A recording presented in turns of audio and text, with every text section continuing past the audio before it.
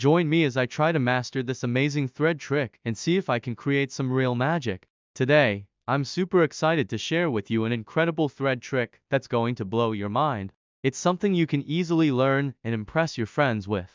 And the best part is that it doesn't require any special skills or expensive props. One of the biggest misconceptions about magic tricks is that they're too complicated or need a lot of fancy equipment. But the truth is, some of the most amazing tricks can be performed with just a few simple items. This thread trick is a perfect example of that. You can do it with just a piece of thread and your bare hands. What I love about this trick is that it's accessible to everyone, regardless of your age, skill level, or background.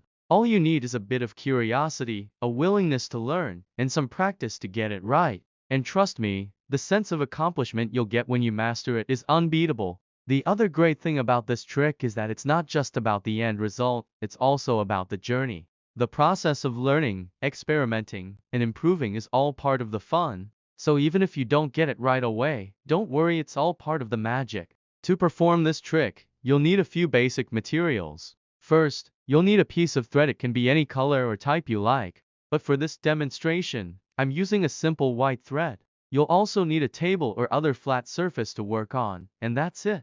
The first step is to tie a small knot at the end of the thread. Make sure it's secure, but not too tight. You want to be able to slide the knot up and down the thread easily. Next, you'll need to create a small loop in the thread. This is where the magic happens, so pay close attention to this part. Now, take the loop and place it on the table in front of you. Take the other end of the thread and pass it through the loop. As you do this, start to pull the thread gently to tighten the loop.